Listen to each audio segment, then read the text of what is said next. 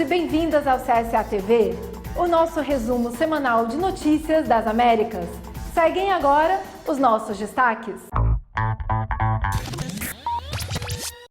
Comoção na Colômbia pelo assassinato de um ativista social.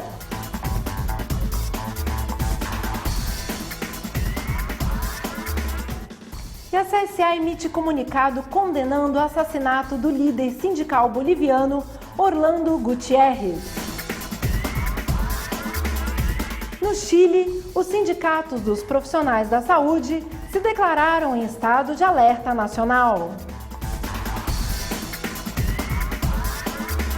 E o Ministério da Economia da Argentina anunciou que o Tesouro deixará de solicitar ajuda ao Banco Central.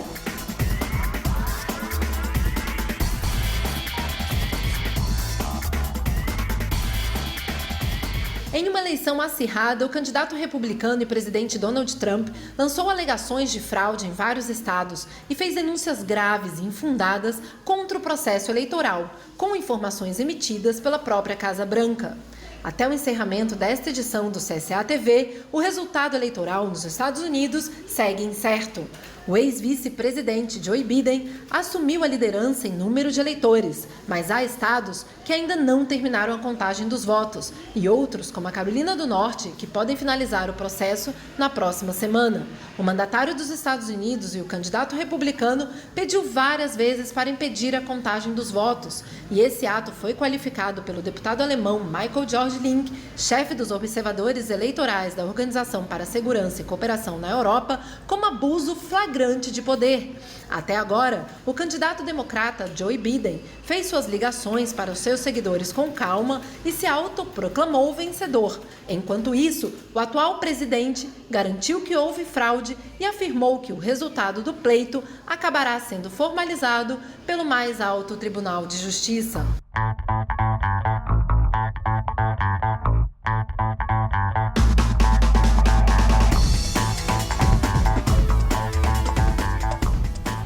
In America, the vote is sacred. Nos Estados Unidos, o voto é sagrado. É como as pessoas deste país expressam a sua vontade. É a vontade dos eleitores. Nada mais pode eleger o presidente dos Estados Unidos da América. Então, todos os votos devem ser contados e é isso que vamos ver agora. E é assim como deve ser. A democracia, às vezes, é meio desorganizada e requer um pouco de paciência. Não temos dúvida que quando a contagem de votos termine, a senadora Harris e eu seremos proclamados vencedores. E no editorial de hoje receberemos Cícero Pereira, secretário de Políticas Sociais da CSA. A pandemia de Covid-19 é, sem dúvida, a maior crise de saúde pública internacional das últimas décadas. Por sua vez, o impacto econômico, social e político da pandemia se estende muito além dos vírus. A crise gerada pela pandemia foi precedida por múltiplas crises que geraram uma situação de vulnerabilidade para milhões de trabalhadores afetados pelo desemprego. Empregos em condições informais e precárias de múltiplas formas. As tecnologias da comunicação, de informação, o teletrabalho, o trabalho de plataformas, o trabalho de cuidados, têm sido fundamentais para oferecer à sociedade serviços substanciais em meio à emergência sanitária. No entanto, as pessoas que trabalham nesses empregos sempre foram ignoradas e seus direitos foram desprezados. Mas a pandemia também destruiu milhões de empregos formais. A negociação coletiva foi enfraquecida, da já frágil do diálogo social da região. A devastação ocasionada pelo neoliberalismo em nossos países é tão forte quanto o vírus do corpo das pessoas. Quando nos aprofundamos na situação do trabalho infantil, vemos que, apesar dos inúmeros esforços e os recursos existentes, segundo a OIT, em outubro do ano passado, 10,5 milhões de crianças, meninas, meninos e adolescentes trabalham na América Latina e no Caribe. Desses, 75% realizam atividades perigosas. Ressalta-se que a CSA, desde a sua fundação em 2008, está comprometida com a erradicação e a prevenção do trabalho infantil em todas as suas formas e como combate às causas que o geram.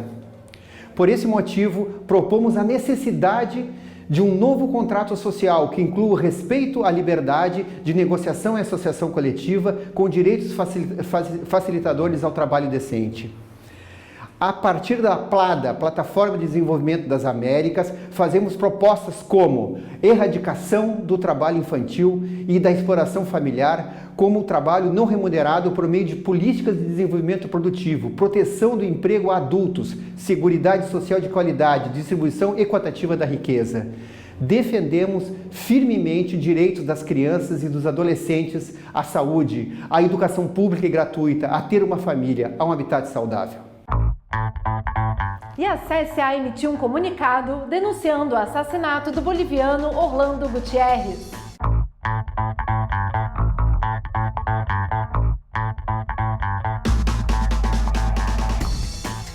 A Confederação Sindical de Trabalhadoras e Trabalhadores das Américas expressa sua condenação e repúdio ao assassinato de Orlando Gutierrez, secretário executivo da Federação dos Trabalhadores em Mineração da Bolívia, referência e líder de seu sindicato, membro da Comissão Executiva do COB Bolívia, mineiro e militante defensor da democracia. Em 28 de outubro, foi noticiada sua morte, após ter sido espancado por um grupo de homens, causando-lhe vários ferimentos graves. Gutierrez foi reconhecido como líder e militante ativo contra o golpe ocorrido há quase um ano na nação irmã da Bolívia. Este assassinato ocorre poucos dias depois das eleições nacionais, onde o Movimento pelo Socialismo, MAS, obteve uma grande vitória, com maioria de votos, ganhando as eleições para o governo nacional.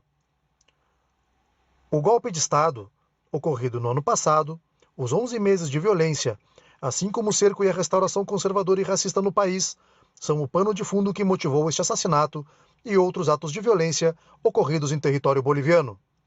A CSA condena este ato de violência política, expressa sua solidariedade aos nossos irmãos da Federação de Mineiros e do COB e exige das autoridades governamentais as investigações necessárias para a identificação dos autores materiais e intelectuais do crime, assim como o estabelecimento das devidas responsabilidades criminais.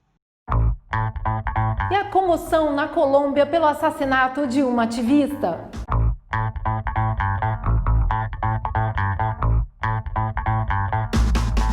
Com cantos que são tradição dos Chocó para a despedida de seres queridos, familiares e amigos homenagearam a ativista de origem colombiana e espanhola, Juana María Perea Plata, assassinada com um tiro na cabeça e cujo corpo foi levado para a praia de Nuquí, um remoto povo costeiro do departamento de Chocó, situado no meio da selva. A família, de origem basca, lembra que além de trabalhar em seu projeto ecoturístico, Juana ensinava as mulheres de Nuquí a costurar para que tivessem algum meio de subsistência.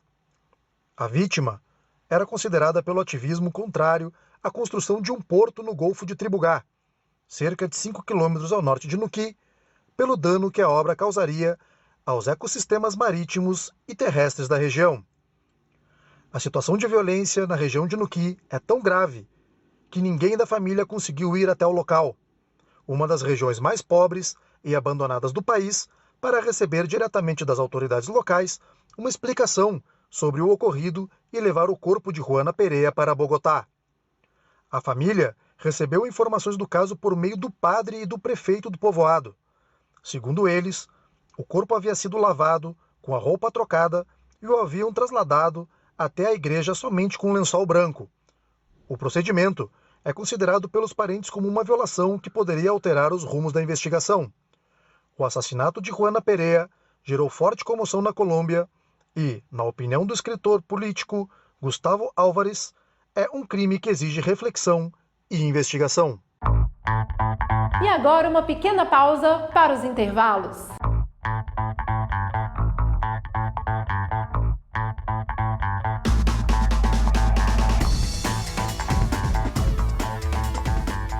Si queremos fortalecer al movimiento sindical, Se queremos fortalecer o movimento sindical das Américas e queremos que ele tenha a força necessária para produzir as transformações, devemos superar algumas práticas que nos foram impostas pelas elites através de legislações e de outras medidas, como, por exemplo, o da fragmentação e da divisão. Muitas vezes, nós preferimos ter muitos sindicatos pequenos, com poucos trabalhadores e trabalhadoras, ao invés de ter poucos sindicatos, mas com milhares, dezenas de milhares e até centenas de milhares de trabalhadores e trabalhadoras dentro. Isso muda o poder de influência dos sindicatos, o poder de influência dos movimentos sindicais. É o único movimento no mundo que tem essa capacidade e por isso devemos nos fortalecer.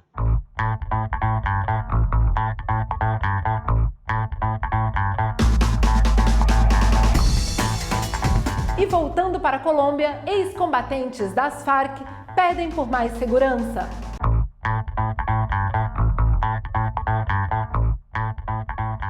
Vestidos com trajes brancos, bandeiras da Colômbia e cartazes com os nomes dos companheiros assassinados, os ex-combatentes das Farc se manifestaram na Praça de Bolívar, em Bogotá, para pedir ao governo colombiano que cumpra com o acordo de paz e segurança.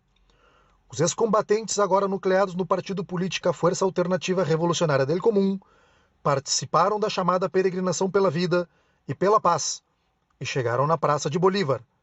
No local, levantaram seus cartazes mantendo silêncio.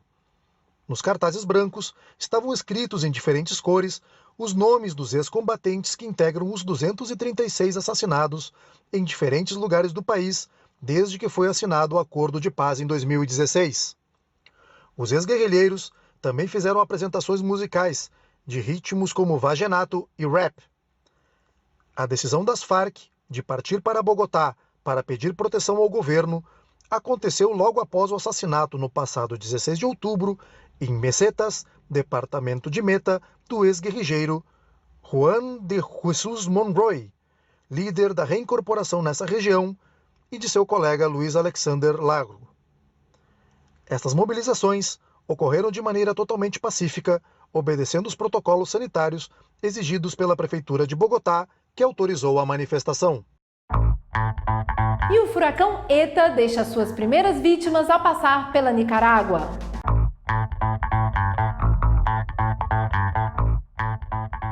Dois mineiros morreram soterrados logo após um deslizamento de terra em uma mina no município de Bonança, região autônoma do Caribe Norte da Nicarágua, como consequência das chuvas provocadas pelo furacão ETA. Os fortes ventos atingem a região com intensidade. O furacão foi classificado como de categoria 4 na escala Saffir-Simpson, que vai de 1 a 5. Os mineiros identificados como Will, de 38 anos, e Norwin, de 39, do município de Uaslala, no Caribe, foram as primeiras vítimas da passagem do furacão pela Nicarágua. Um terceiro mineiro chamado Lázaro Herrera, de 44 anos, conseguiu sobreviver ao deslizamento e conseguiu alertar os demais colegas. Os mineiros estavam trabalhando na mina El Comal, na comunidade de Buena Vista, quando aconteceu a tragédia provocada pela saturação dos solos pelas chuvas constantes. Foi um golpe como um peso, sim, me impactou, mas por sorte não muito. Consegui sair e me segurei numa árvore. Me segurei e desci por aqui. Enquanto o sobrevivente dava seu testemunho e os jornais locais faziam a cobertura dos acontecimentos, outro deslizamento ocorreu no mesmo local, mas sem provocar novas vítimas. E o Ministério da Economia da Argentina anunciou que o Tesouro Nacional deixará de pedir ajuda ao Banco Central.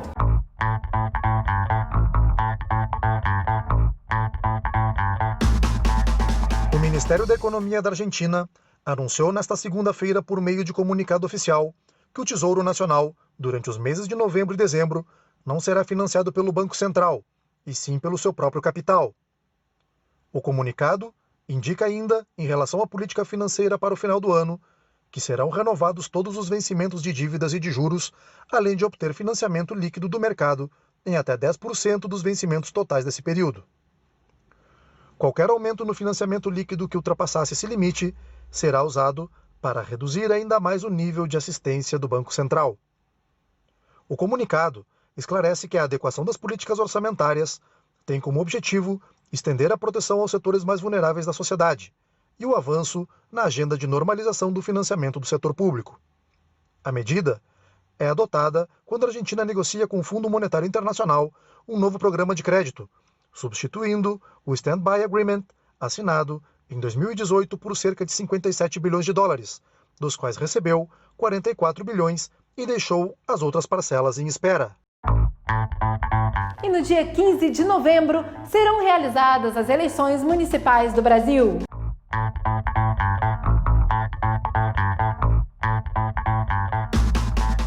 Uma eleição atípica. É uma eleição atípica. Estamos num processo de pandemia com dificuldade para fazer campanha na rua. O PT tem tradição de fazer muitas campanhas na rua, inclusive com o presidente Lula. Fazer comícios e que não deixemos de fazer isso, a campanha de rua. Eu estou indo todos os dias para fazer caravanas, conversando com os vizinhos, fazendo passeatas, caminhando. Por isso, não sabemos como exatamente vai ser o comportamento do eleitor com relação a essa questão. Está havendo uma aceitação muito grande da minha candidatura e do PT, do Lula, mais do PT e do Lula, porque não sou uma pessoa tão conhecida. E mais uma vez, o Congresso Nacional do Peru abriu um processo de impeachment contra o presidente Martín Vizcarra. Essa e outras notícias no nosso próximo bloco.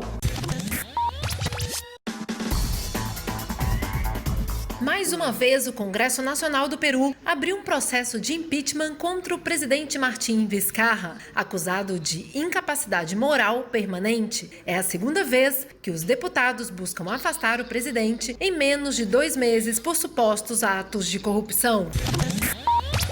E o presidente argentino Alberto Fernandes disse que, se tudo ocorrer conforme o previsto na fase 3 de testes da vacina Sputnik V contra a Covid-19, a Argentina estará em condições de vacinar a população de risco entre o final deste ano e o início de 2021.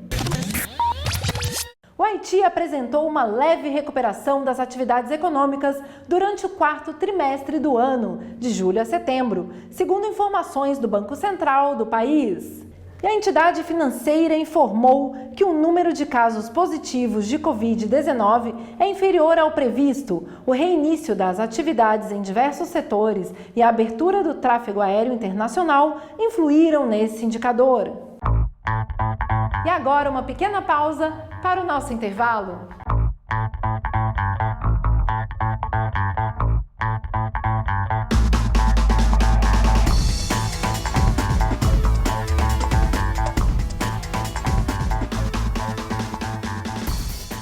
Olá, gostaríamos de convidar a todos e todas as nossas entidades filiadas e fraternas a participar da Conferência Continental Transformar e Fortalecer o Sindicato, para representar e organizar toda a classe trabalhadora nos dias 26 e 27 de novembro de maneira virtual. Nós da CSA realizaremos essa conferência para organizar um sindicato que possa estar lutando e representando os trabalhadores informais, os precarizados, aqueles que não têm contrato de formal. Queremos um sindicato que os trabalhadores e trabalhadoras estejam independente do seu vínculo contratual. E vamos começar a organizar isso nas Américas. Para inscrição, acesse nosso site www.csa-csi.org. Participem!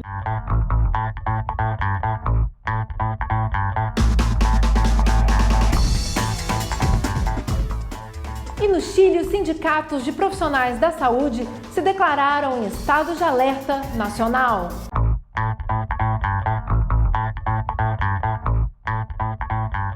Somos enganados quando nos falam em nova onda de contágios, onde foi evidenciado por diferentes estudos que não há um controle efetivo para evitar a transmissão do Covid-19.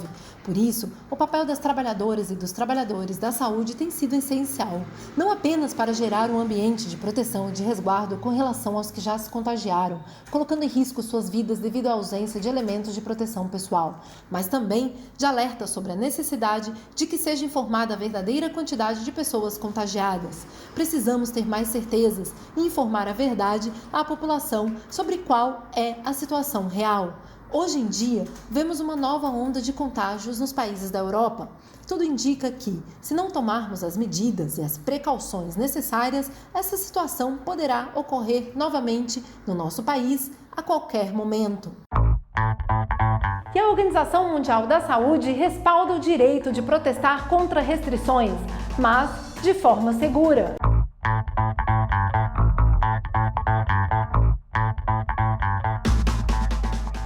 A Organização Mundial da Saúde, OMS, declarou que respalda o direito das pessoas de protestar e de expressar o que pensam contra as restrições que os governos impõem para conter a pandemia de Covid-19, desde que isso seja feito de forma pacífica e que não cause o aumento de contágios.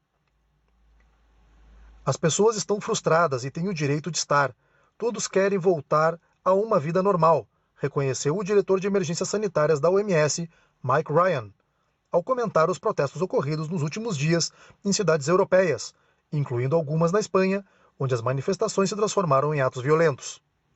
Ryan disse que as pessoas têm o direito de questionar as medidas restritivas dos governos, embora o ideal seja haver canais de diálogo entre a comunidade e suas autoridades para que as medidas sejam tomadas por consenso. Peru, um país que enfrenta o tráfico de bens culturais.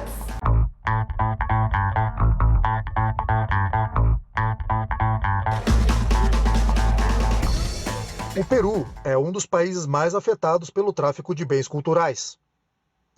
Segundo a Unesco, no caso deste país, o tráfico cultural não apenas implica a pilhagem arqueológica, mas também é de bens coloniais relacionados à arte religiosa e ao patrimônio documental da época republicana. Assim explica o coordenador do setor de cultura da Unesco no Peru, Henrique Lopes. Não devemos esquecer que, lamentavelmente, juntamente ao tráfico de armas, ao tráfico de drogas e ao tráfico de pessoas, o tráfico ilícito de bens culturais representa uma das atividades mais lucrativas mundialmente, que movimenta quase 10 bilhões de dólares ao ano. Em alguns casos, a Unesco alertou que é uma atividade altamente organizada que constitui também uma das principais fontes de financiamento de organizações criminosas e terroristas. A Unesco procura dar visibilidade ao fenômeno para o público em geral e para os amantes da arte como uma ameaça real para a história e a identidade das nações. O organismo internacional lançou a campanha de rádio, TV e pelas redes sociais, onde será apresentada a história de 5 objetos emblemáticos do Oriente Médio, África, Europa, Ásia e América Latina. A campanha tem o objetivo de colocar os objetos roubados em cena para que se promova a conscientização. Essa campanha procura sensibilizar as pessoas, principalmente aos amantes da arte, que participar de alguma forma na cadeia de fatos que levam ao tráfico ilícito é incidir negativamente no empobrecimento dos povos e na perpetuação de relações coloniais entre os países. Apesar da enorme quantidade de casos no Peru, Lopes destacou que o país tem uma posição de liderança na América Latina na articulação institucional para combater esse crime. Nos últimos 10 anos, o Peru tem fortalecido a sua luta contra o tráfico de bens culturais e já recuperou quase 17 mil objetos patrimoniais. E os países do Cone Sul realizam reunião preparatória com a CSA para a Conferência Continental.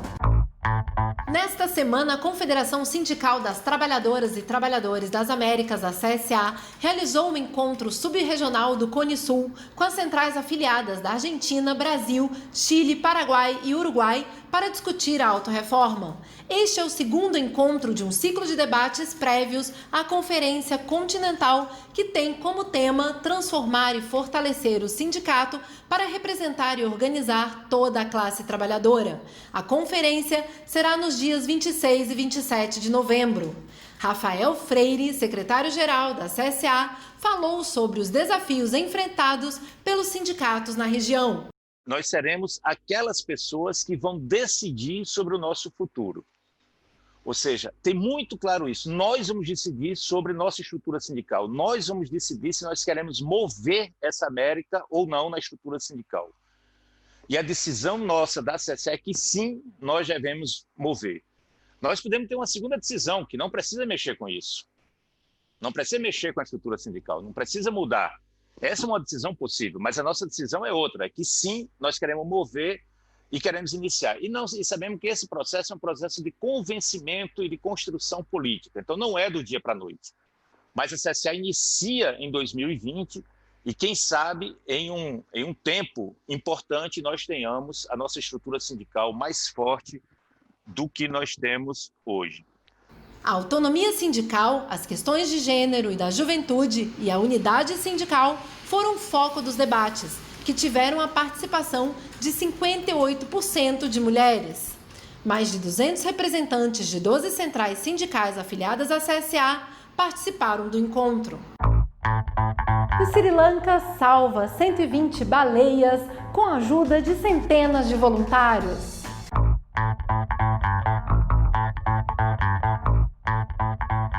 O Sri Lanka salvou 120 baleias encalhadas na praia graças à ajuda de centenas de voluntários e à coordenação da Marinha. É um dos incidentes mais graves desse tipo registrados na ilha e, apesar de que 4 animais não tenham sobrevivido, as autoridades destacam que a situação poderia ter sido muito pior. Os vizinhos da praia de Pandura, na costa ocidental do Sri Lanka, a uns 30 quilômetros de Colombo, descobriram dezenas de baleias encalhadas na areia. Apesar das restrições para controlar a expansão do coronavírus na região, centenas de voluntários se uniram aos trabalhos de resgate liderados pelos salva-vidas e pela Marinha. As águas do país são o habitat natural das baleias piloto, uma espécie que também é encontrada em outras partes do mundo e que vive tanto nos trópicos como em regiões de águas cálidas, que com frequência são afetadas pelos sons dos barcos pesqueiros. Agora, o Departamento de Preservação da Fauna está investigando o caso para esclarecer as causas do incidente.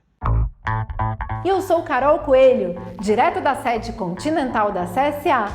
Muito obrigada por nos acompanhar.